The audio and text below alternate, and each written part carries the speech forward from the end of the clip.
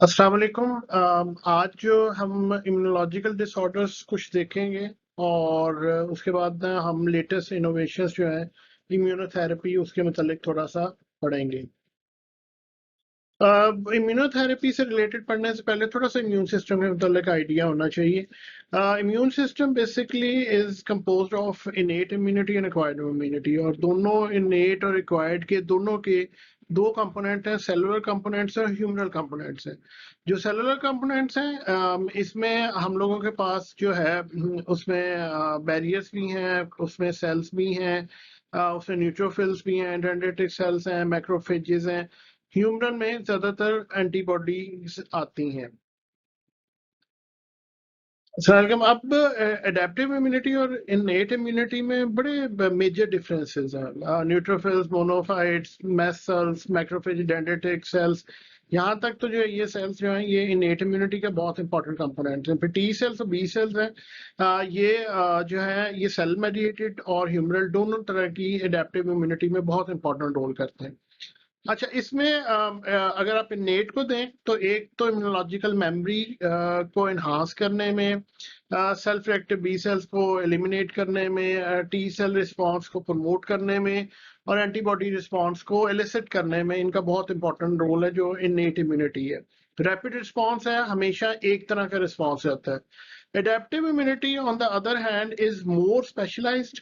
ऑप्सनाइजेशन की bacterial products को, bacterial proteins को, इसके अलावा लाइसिस और पैथोजेंस का, फिर chemotaxis, cell activation. Slow response है for the first time, but adaptive means के एडेप्ट करता है और with each passage of time encountering the same antigen ये रिस्पॉन्स ज्यादा मॉडिफाई और ज्यादा बेहतर होता चला जाता है।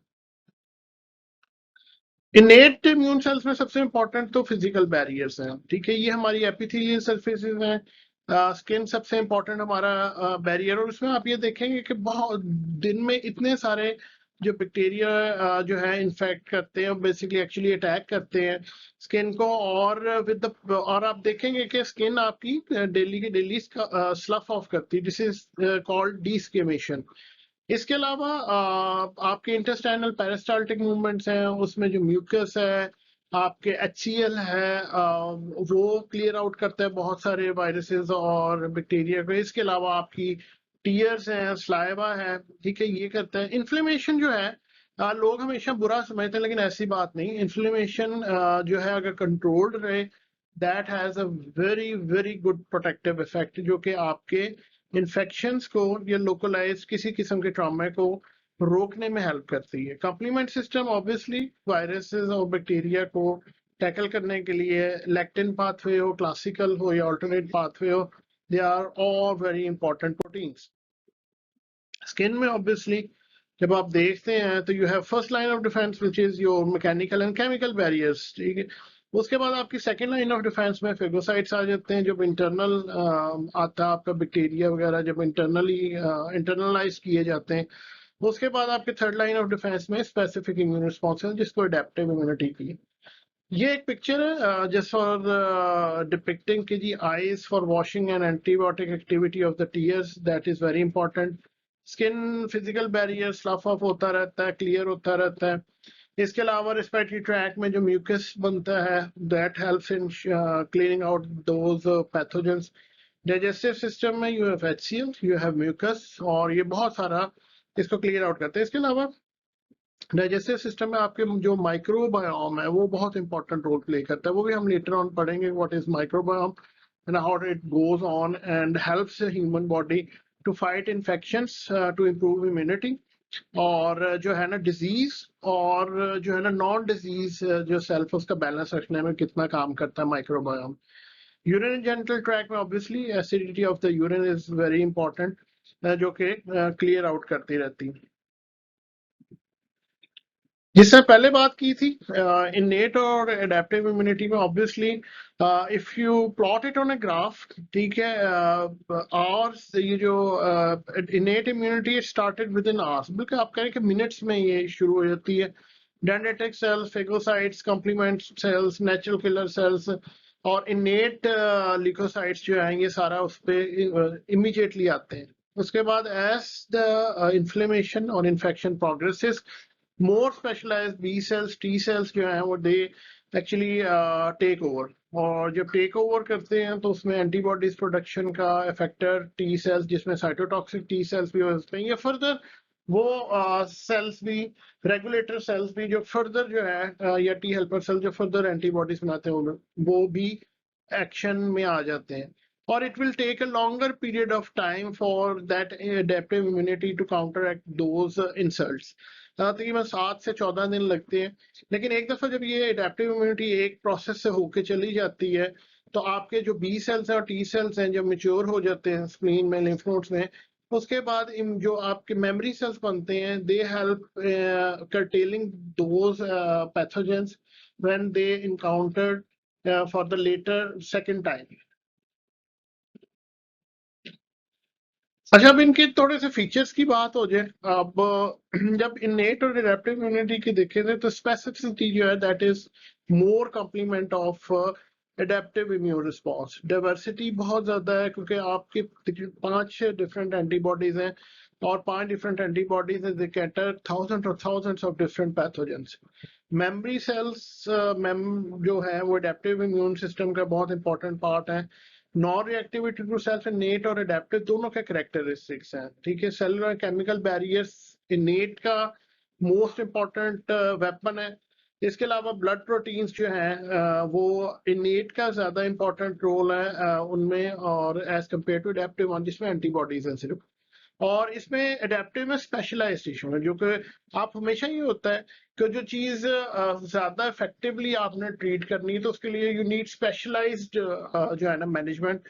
तो एडेप्टिव सिस्टम जो है this is more specific for that one. जिस तरह पहले बात की थी एडेप्टिव इम्यूनिटी की, तो ह्यूमरल जो इम्यूनिटी और सेल मेडिएटेड दो तरह के डिफरेंट रिस्पॉन्स है। अच्छा, अब आप ये देख लें कि ह्यूमरल इम्यूनिटी है if it encounter some extra cellular microbes, तो रिस्पॉन्ड क्या है, या तो बी सेल्स डायरेक्ट जो है ना वो रिस्पॉन्ड कर सकते हैं, ठीक है। एंटीबॉडीज प्रोड्यूस होती हैं, तो एंटीबॉडीज इन्फेक्शन को ब्लॉक करती हैं और एक्स्ट्रा सेलुलर माइक्रोब्स को जो है वो निकाल देते हैं। दिस इज ह्यूमरल इम्यूनिटी, जिसमें आप सिर्फ और सिर्फ बी सेल्स का जो है वो सहारा ले रहे हैं या बी सेल हेल्प कर रहे हैं। सेल मेडिएटेड जो इम्यूनिटी है ये दो तरीके से चलती है, ठीक है। या तो फेगोसाइटोसिस हो रहा है डायरेक्ट, या इंटरसेलुलर माइक्रोब्स जो है वायरस वगैरह जो सेल के अंदर सेल को इन्फेक्ट करने आ जाते हैं। उसमें ऑब्वियसली फेगोसाइटोसिस में टी सेल हेल्प करते हैं, टी सेल मॉडिफाई होते हैं, और टी सेल जब मॉडिफाई होते हैं तो वो हेल्प करते हैं मैक्रोफेजेस को टू किल फेगोसाइटोस्ड माइक्रोब्स। और ये मैक्रोफेजेस पहले ही टी सेल्स को as an antigen presenting cells antigen present कर रहे होते हैं। इसके अलावा साइटोटॉक्सिक टी सेल्स हैं, वो इफेक्टर टी सेल्स में कन्वर्ट होते हैं और फिर वो डायरेक्टली किल करते हैं माइक्रोब्स को और उसको एलिमिनेट करते हैं। यहाँ अब B cell T cells, cytotoxic T cells और रेगुलेटरी टी सेल्स का सेपरेट रोल्स हैं। This is the most simplistic version of that one. जो माइक्रोब्स हैं, ठीक है, अगर वो एनकाउंटर करते हैं डायरेक्टली एंटीबॉडीज, तो एंटीबॉडीज दो तरह की होती हैं, एक सिक्रीटरी एंटीबॉडीज हैं और एक जो है ना मेम्ब्रेन बाउंड एंटीबॉडीज हैं। जो मेम्ब्रेन बाउंड एंटीबॉडीज होती हैं वो बी सेल को डिफ्रेंशिएट करने में हेल्प करती हैं इनटू प्लाज्मा सेल्स, और फिर वो एंटीबॉडीज सीक्रीट करते हैं। वो एंटीबॉडीज जो हैं जो डीअटैच होती हैं वो फिर माइक्रोब्स को किल करती हैं बाय न्यूट्रलाइजेशन। इसके ऊपर एक लेक्चर है मेरा, ठीक है, you can always access that lecture immune system के ऊपर, मॉलिक्यूलर इम्यूनोलॉजी में के सेक्शन में होगा, तो उसमें आपको डिटेल जरा पता चल सकती है। इसके अलावा हेल्पर टी सेल्स हैं, ये क्या करते हैं कि ये कुछ साइटोकाइंस क्रिएट करती हैं, और जो साइटोकाइंस हैं द केमिकल मेडिएटर्स हैं, वो मैक्रोफेजेस को एक्टिवेट करेंगे, इन्फ्लेमेशन कॉज करेंगे, या वो प्रोलिफरेशन डिफरेंशिएशन कराएंगे फर्दर टी और बी सेल्स के। साइटोटॉक्सिक टी सेल्स है, नाम से जाहिर है खुद इतने डेंजरस हैं कि इनके जो ग्रैन्यूल्स हैं वो जो डिस्ट्रॉय करेंगे अफेक्टेड सेल को। और ये जो है ना, इसके अलावा फिर रेगुलेटरी टी सेल्स हैं, रेगुलेटरी टी सेल्स जो हैं अदर टी लिम्फोसाइट्स को सप्रेस करेंगे जो, और वो ये क्या करते हैं कि इम्यून रिस्पॉन्सेस को इलिसिट कर के खिलाफ काम करते हैं, जो कि सेल्फ एंटीजेंस को रिकॉग्नाइज कर रहे होते हैं। इनका काम बेसिकली उनको बचाने का होता है कि जो सेल्फ आपके जो सेल्स हैं या प्रेजेंटिंग एंटीजन्स उनको बचाया जाए। अब टी सेल और बी सेल्स का अगर आप कंपैरिजन करें तो बेसिकली टी सेल्स जो है बोन मैरो में बनते हैं, तो दोनों सेल बोन मैरो में, but B cells bone marrow में मैच्योर होते हैं as compare to T cells which are matured in thymus. Life span जो है वो बी सेल्स का लेस देन 1 मंथ है। बी सेल ब्लास्ट जो है that will go on for several days, और this is comparable to small T cells and T cell blasts। इसके अलावा इनका जो है 75 to 80% जो है टी सेल्स प्रेजेंट और 10 to 15% जो है स्पेशलाइज्ड बी सेल्स है। इसमें इंपॉर्टेंट ये कि इसमें जो एंटीजन रिसेप्टर्स हैं there are specific for T cells. B cells में एंटीजन रिसेप्टर्स नहीं होते, बी सेल्स में सरफेस इम्यूनोग्लोबुलिन्स जो है ना वो प्रेजेंट होती हैं। इसके अलावा एफसी रिसेप्टर्स होते हैं, क्योंकि इम्यूनोग्लोबुलिन्स के दो पार्ट्स हैं, एक एफसी रिसेप्टर और एक फैब रिसेप्टर। फैब एंटीजन को बाइंड करते हैं, एफसी रिसेप्टर जो है फर्दर कुछ सेल्स को स्टिमुलेट करते हैं, ये बी सेल के ऊपर होते हैं। कंप्लीमेंट रिसेप्टर जो है वो भी बी सेल के ऊपर मौजूद होते हैं, क्योंकि कंप्लीमेंट्स जो है वो directly by activation of B cells जो है ना वो कंप्लीमेंट सिस्टम जो है ना वो चलता है। CD मार्कर्स इनके स्पेसिफिक हैं, CD4 CD8 के 372 जो है ना ये क्लस्टर डिफरेंशिएशन जो है टी सेल्स में मौजूद होता है। इसी तरह बी सेल्स पे CD19 20 21 23। अच्छा, ये जो मार्कर्स हैं ये हेल्प आउट करते हैं डिफरेंशिएट करने में टी CD4 CD8 और जो है बी सेल्स को फर्दर जब आपने इम्यूनोहिस्टोकेमिस्ट्री करनी हो, जब आपने वेस्टर्न ब्लॉट करना हो, या और पैथोलॉजिकल जो है ना एग्जामिनेशन करना है, फ्लोरेसेंस स्टेनिंग करनी हो, या आपने फ्लो साइटोमेट्री करनी हो, तो these cluster differentiation helps in doing that one. अच्छा, यहाँ एक पिक्चर दिखा रही है, ट्रॉल लाइक रिसेप्टर्स है। ये हर तकरीबन जो है आप ये कहें कि सेल्स पे जो है एंटीजन प्रेजेंटिंग सेल्स पे उस पर मौजूद होते हैं। ठीक है, अब ये जो ट्रॉल लाइक रिसेप्टर्स हैं ये डिफरेंट पैथोजेंस को बाइंड कर रहे हैं, बैक्टीरियल लाइपोपॉलीसैकेराइड्स को, पेप्टिडोग्लाइकेंस को, इसके अलावा बैक्टीरियल फ्लैजेलेंट्स को, लाइपोपेप्टाइड्स को। अच्छा, ये तो वो है जो बैक्टीरियल प्रोडक्ट्स को करते हैं। अच्छा, अब ऑब्वियसली आप लोगों को पता है कि वायरस जो है दे गेट एंट्री डायरेक्टली, या तो रिसेप्टर बेस्ड एंट्री, उनके स्पेसिफिक रिसेप्टर या तो उन रिसेप्टर्स के थ्रू आते हैं, जिस तरह आजकल कोविड-19 का है कि SARS-CoV-2 जो वायरस है वो ACE2 रिसेप्टर जो है न्यूमोसाइट टाइप 2 न्यूमोसाइट्स पे होते हैं, उसके ऊपर अटैच होता है और वो इंटरनलाइज होता है। इसी तरह एंडोसाइटोसिस के जरिए भी आते हैं। अच्छा, अगर वो एंडोसाइटोसिस के जरिए वायरसेस आ रहे हैं तो वो तो बच सकते हैं, लेकिन उनको भी मैकेनिज्म जो है ना रखा हुआ है हर सेल के अंदर। उसमें ये है कि ट्रॉल लाइक रिसेप्टर्स जो है वो एंडोसोम्स में भी होते हैं, जो कि यहाँ आपको दिखाए गए हैं कि ट्रॉल लाइक रिसेप्टर 3, 7, 8 और 9 ये एंडोसोम्स पे होते हैं। यही एंडोसोम्स जो है double standard RNA, single standard RNA और इसके अलावा सीपीजी डीएनए को जो वायरसेस के होते हैं उनको पकड़ते हैं। इसके अलावा आपके पास कुछ मेथडोलॉजीज ऐसी हैं जिसमें आपके सेल के साइटोप्लाज्म के अंदर कुछ ट्रॉल लाइक जो है ना रिएजेंट्स होते हैं, रिसेप्टर्स होते हैं, जो कि साइटोप्लाज्म में भी कैप्चर करते हैं। यहाँ जो ट्रॉल लाइक सिग्नलिंग कैस्केड बताया था, अल्टीमेटली जो troll like receptor they initiate 2 types of responses. Virus obviously आएगा तो एंटीवायरल रिस्पॉन्स आएगा, इंटरफेरॉन रिस्पॉन्स जो फैक्टर्स हैं वो इंटरफेरॉन रिस्पॉन्स एलिमेंट्स को ट्रांसक्राइब करवाते हैं, जो कि फर्दर इंटरफेरॉन्स की प्रोडक्शन करते हैं। इंटरफेरॉन्स जो है वो that are more important in killing antiviral reactions. इसके अलावा जो अक्यूट इन्फ्लेमेशन है वो MyD88 और NF कैपा बे जो है that leads to formation of cytokines, chemokines और एंडोथेलियडियंस और को-स्टिमुलेटरी मॉलिक्यूल, जिनका अल्टीमेटली इन्फ्लेमेशन और एडेप्टिव इम्यून सिस्टम को फर्दर एक्टिवेट करना। अच्छा, इम्यून डिजीजेस की जहां तक बात करते हैं तो इम्यून डिजीजेस जो है उसमें डेफिशिएंसी डिसऑर्डर्स भी हैं, या बिल्कुल एब्सेंट हो या इनएडिकेट हो। इसके अलावा एक्सेसिव या इनअप्रोप्रिएट हो तो hypersensitivity reactions, failure non cells को रिकॉग्नाइज करने में one can get autoimmune disease. और इसके अलावा एमलाइडोसिस का अभी जो है वो अभी जो है ना it's still in confusion whether to label it as immune disorder और it's something else. It's a kind of just accumulation जिसमें कॉपर और आयरन की डेपोजिशन होती है। ठीक है, और इम्यून सिस्टम ऑब्वियसली बहुत इफेक्टिव है if one didn't have any kind of immune system. he or she is prone to have multiple of disorders जो कि life threatening होते हैं। अच्छा, इम्यून डेफिशिएंसी स्टेट्स में ऑब्वियसली दो चीजें हैं, प्राइमरी है, ये एक्वायर्ड है। प्राइमरी का मतलब होता है ये इसमें आपका कसूर नहीं है, ठीक है, ये हेरिडिटरी आपको मिली है। ऑटोसोमल रिसेसिव भी हो सकती है, एक्स लिंक्ड भी हो सकती है। 80 primary immunodeficiency syndromes have been identified up till now. Acquired immunodeficiency में एक्वायर्ड का मतलब होता है कि आपने बाद में एक्वायर की है। That it can be related to chemotherapy, disease modified anti rheumatic drugs हैं, स्टीरॉइड्स हैं, ग्लूकोकॉर्टिकॉइड्स हैं और इम्यूनोसप्रेसिव ड्रग्स इसके अलावा ले रहे हैं। जो स्पेशली ऑर्गन ट्रांसप्लांट के पेशेंट्स हैं, उनको रीनल ट्रांसप्लांट के हैं या लिवर ट्रांसप्लांट का, उनको लाइफ लॉन्ग जो इम्यूनोसप्रेसिव ड्रग्स की जरूरत होती है। तो that is one of the causes acquired के पेशेंट जो है ना इम्यून डेफिशिएंट स्टेट में चला जाता है। ओल्ड एज जो है उसको भी इम्यून डेफिशिएंट स्टेट तो नहीं कहा जा सकता, लेकिन उसमें ये है कि जी जो कैपेसिटी है of fighting with different pathogen that's get lower, ठीक है, आपकी प्रोडक्शन बेसिकली कम हो जाती है।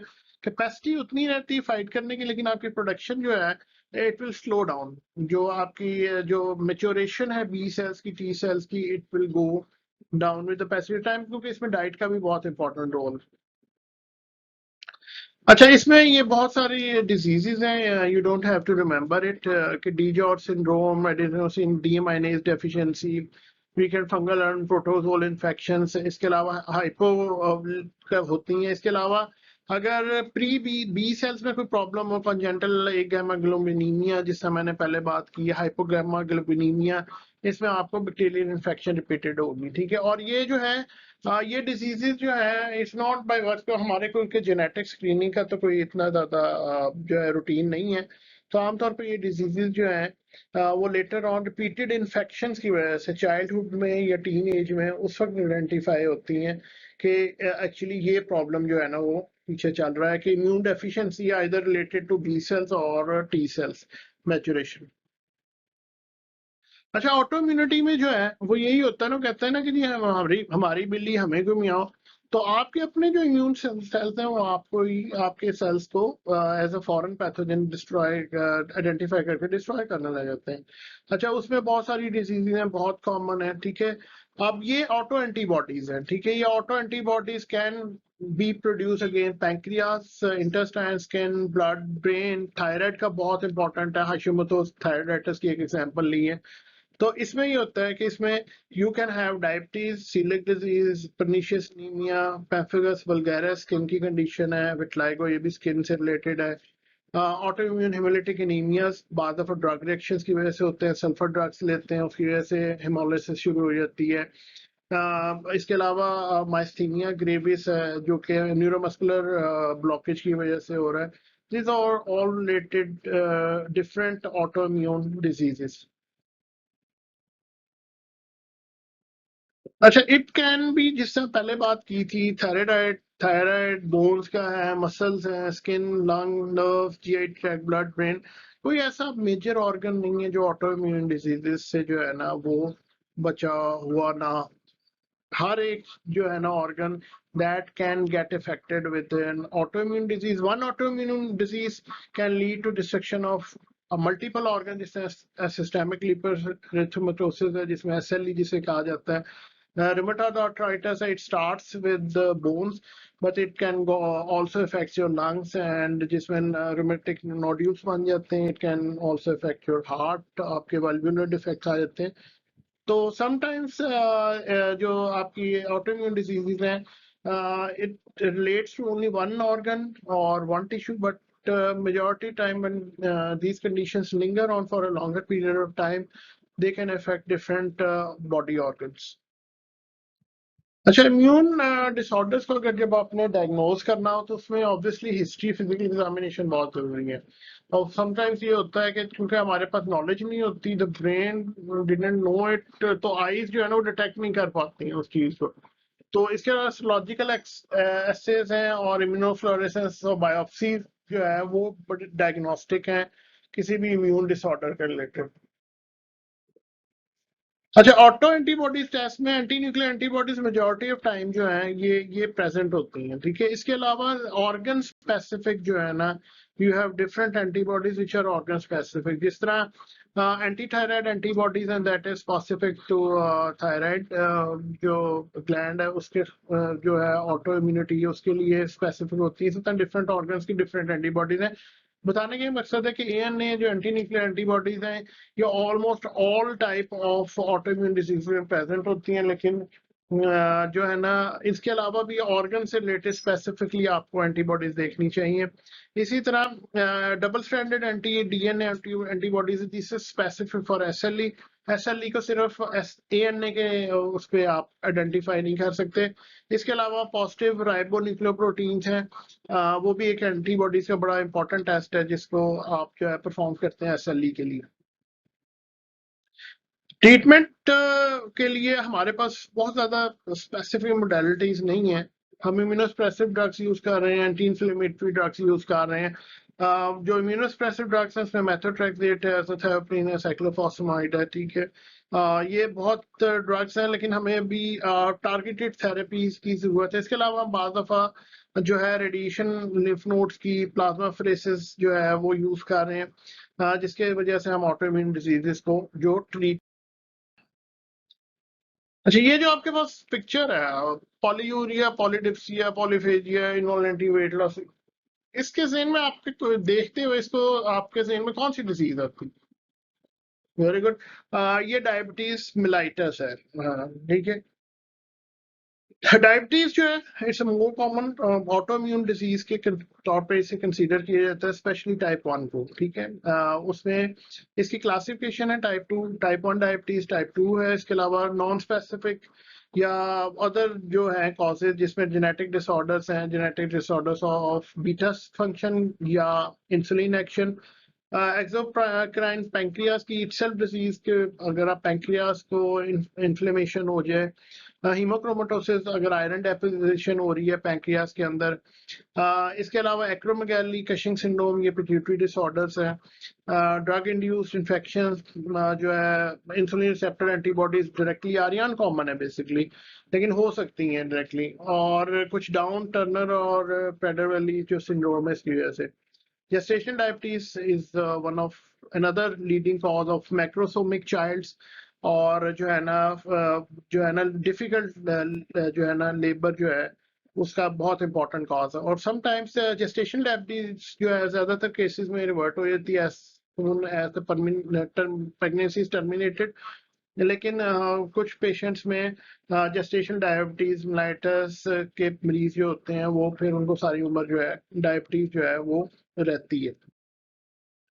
टाइप 1 डायबिटीज जो है basically it's malfunctioning of insulin producing gland, ठीक है। पैंक्रियाटिक बी सेल्स होते हैं। अच्छा, मैल फंक्शनिंग का ये मतलब है कि एब्सेंस है या इंसुलिन इनसफिशिएंटली प्रोड्यूस हो रही। दोनों केसेस में ग्लूकोज का लेवल ज्यादा होता है, क्योंकि इंसुलिन जब अपने रिसेप्टर्स के साथ बाइंड करती है, that conformation leads to a signal कि जो ग्लूट4 रिसेप्टर है बेसिकली ग्लूकोज का इनके थ्रू जो है ना ये एक एक्टिव प्रोसेस है, और जो है ये डिपेंड करता है इंसुलिन रिसेप्टर्स पे कि इंसुलिन रिसेप्टर्स मेड दीज ग्लूट4 रिसेप्टर्स टू ओपन अप, और जो है ना इंसुलिन की अपटेक होती है। इसके अलावा ग्लूकोज ट्रांसपोर्टर्स डायरेक्टली भी ग्लूकोज का अंदर भेजते हैं। तो ऑब्वियसली सेल को प्रॉपर ग्लूकोज जो है ग्लूकोज ट्रांसपोर्टर के जरिए थोड़ी बहुत आ जाएगी, लेकिन सफिशिएंट अमाउंट ऑफ ग्लूकोज जो है वो नहीं मिलेगी, क्योंकि इंसुलिन या तो कम है या फिर बिल्कुल एब्सेंट है, जिसकी वजह से ग्लूकोज ज्यादातर आपके ब्लड सर्कुलेशन में स्टे। इसी टाइप 2 डायबिटीज में बेसिकली इंसुलिन रेजिस्टेंस बहुत इंपॉर्टेंट है। टाइप 2 डायबिटिक्स हैं, ओबीज होते हैं, उसकी ज्यादातर ओबीज होते हैं, लेकिन इट्स नॉट नेसेसरी कि वो ओबीज ही हो। तो उसमें इंसुलिन रेजिस्टेंट है, इंसुलिन रेजिस्टेंस की वजह से भी ग्लूकोज रिसेप्टर जो है वो एक्टिवेट नहीं होते, जिसकी वजह से ज्यादातर ग्लूकोज जो है ना बाहर रहती है। इसी तरह डिमिनिश्ड अपटेक जो ग्लूकोज ट्रांसपोर्टर्स है वो एक खास हद तक करते हैं, लेकिन still majority of glucose stays into the blood. और फिर इसकी जो ऑक्सीडेशन है ग्लूकोज की, that leads to different types of complication.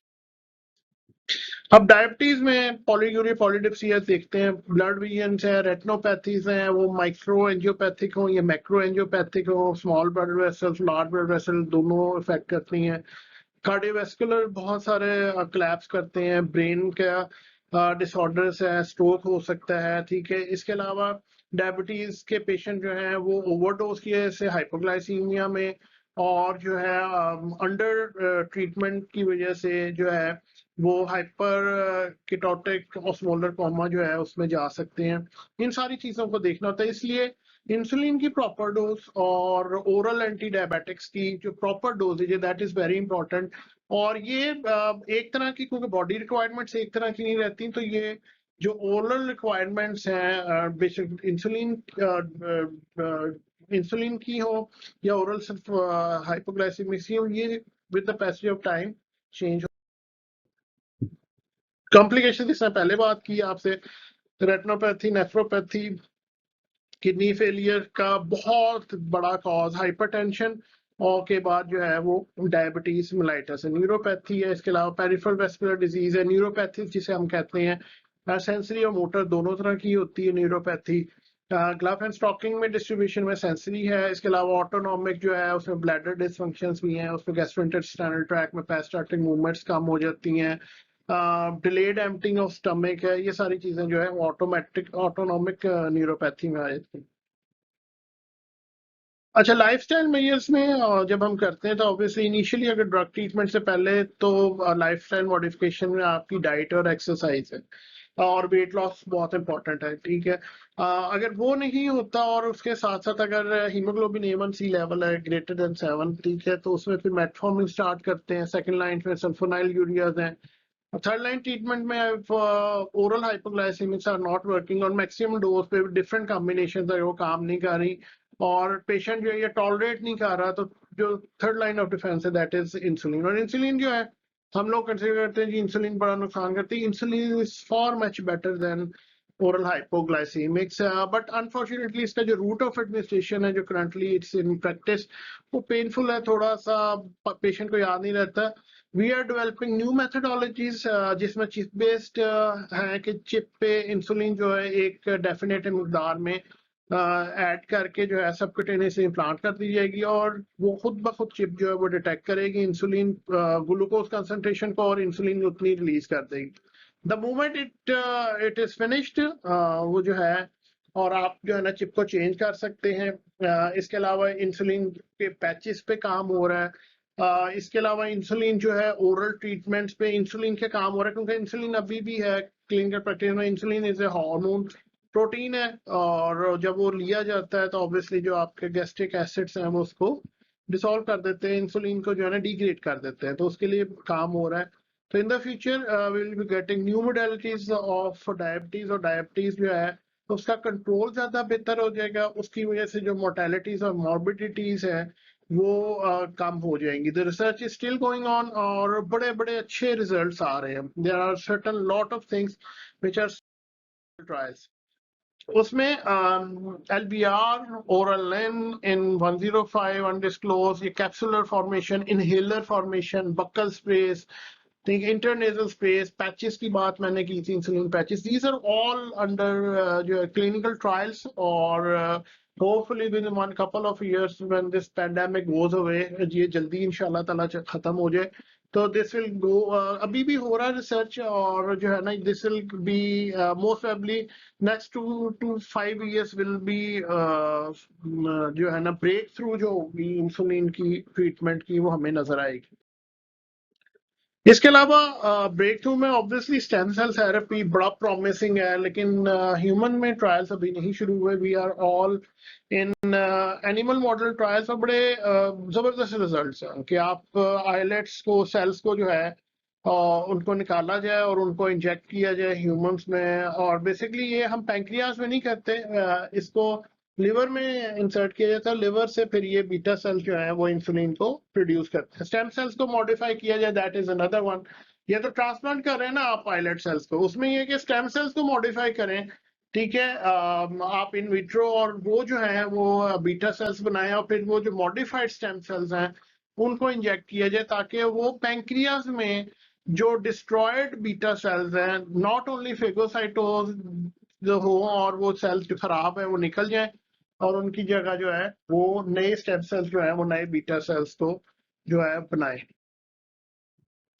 इसके अलावा माइस्थीनिया ग्रेविस, इसमें एंटीबॉडीज हैं जो कि माइस्थीनिया करती हैं, जिसमें स्लो रिस्पॉन्स आ जाता है, और जो है ना आपके मस्कुलर ट्विचिंग नहीं हो रही थी, फ्लैबी मसल्स हो जाते हैं, वीकनेस हो जाती है मसल्स की।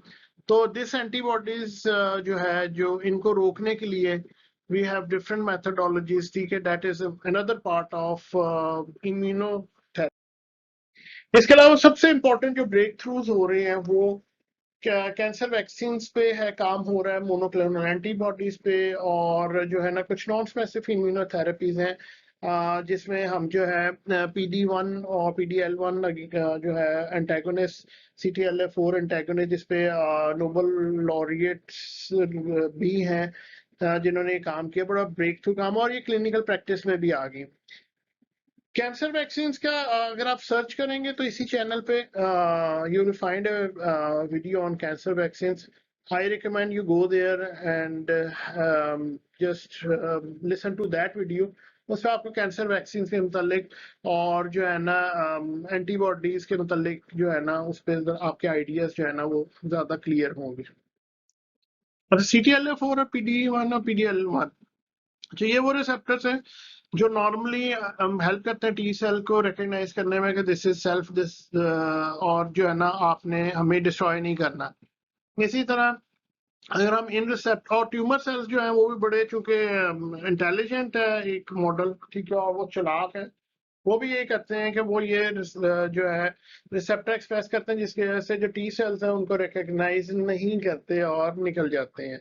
तो लिहाजा अगर इन रिसेप्टर्स को हम ट्यूमर सेल्स पे ब्लॉक कर दें तो टी सेल्स जो है ना इफेक्टिवली ट्यूमर सेल्स को जो है ना किल कर सकते हैं। इसके अलावा एंटी एंजियोजेनिक एजेंट्स हैं जो एंजियोजेनेसिस करते हैं, ब्लड वेसल फॉर्मेशन करते हैं from pre existing blood vessels. Tumour को ज्यादा जरूरत होती है, उसको रोकने के लिए एंटी एंजियोजेनिक फैक्टर्स है।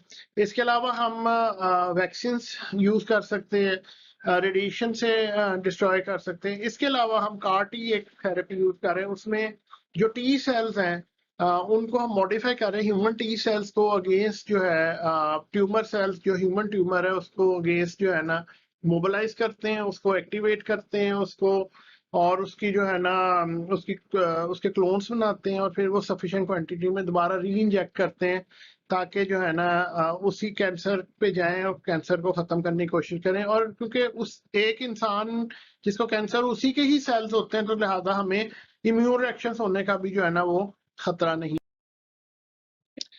अच्छा, अब कैंसर इम्यूनोथेरेपी जब होती है तो उसके लिए आपको ना थोड़ा सा आउट ऑफ द बॉक्स जाके सोचना पड़ता है, ठीक है। एक तो ये करना पड़ता है, आप एक टारगेटेड और पाथवे को जो है ना अगर आप करते हैं तो ट्यूमर सेल जो है ना वो बड़ा जो है ना कहते हैं होशियार एक जो है ना सेल है, और it can evade different strategies. तो आप सिंगल स्ट्रेटजी से कैंसर को कभी खत्म नहीं कर सकते, यू नीड मल्टीपल स्ट्रेटजीज। इसके अलावा आप डिफरेंट क्लासेस को कंबाइन करें, ड्रग की कीमोथेरेपी उसके अगेंस्ट टारगेटेड भी दें, इम्यूनोथेरेपीज भी दें। इसके अलावा एंटीबॉडीज जो है बहुत इंपॉर्टेंट है, और जो है ना इसके अलावा आप जो है कुछ क्लिनिकल ट्रायल्स में ना सिलेक्शन ऑफ द सब्जेक्ट्स बहुत इंपॉर्टेंट होती है, कि आप जो है ना सब्जेक्ट्स की सिलेक्शन जो है ना प्रॉपर इंक्लूजन एक्सक्लूजन क्राइटेरिया से बहुत बहुत डिपेंड करती है, कि अगर वो प्रॉपर होगी तो आपके पास रिजल्ट्स भी जो है ना ऑथेंटिकेटेड और अच्छे आएंगे। समटाइम्स ये होता है कि ड्रग्स बहुत प्रोमिनेंट होती हैं, इम्यूनोथेरेपी बहुत प्रोमिनेंट होती हैं, but the selection of subjects is not good enough. उसमें ये होता है कि फिर उसमें काम नहीं करती, किसी एक स्पेसिफिक डिसऑर्डर में हम ये लेबल कर देते हैं कि जी ड्रग इज नॉट इफेक्टिव। बहुत सारे ऐसे मॉलिक्यूल्स हैं जो इफेक्टिव भी हैं लेकिन किसी एक खास कंडीशन में नहीं है, सिलेक्शन में वो कंडीशन वाले सब्जेक्ट्स आ गए और इसी तरह वो ड्रग्स जो है ना वो निकल गई। इसके अलावा बायोमार्कर्स पे काम हो रहा है कि न्यू न्यू बायोमार्कर आइडेंटिफाई हो रहे हैं, मॉलिकुलर जो है ना डिटेल में जा रहे हैं। और thank you very much for patience listening. It's a pleasure teaching you. If you need more information on immunotherapy, vaccines, cancer, you can go ahead and read my lectures on molecular immunology. Thank you very much.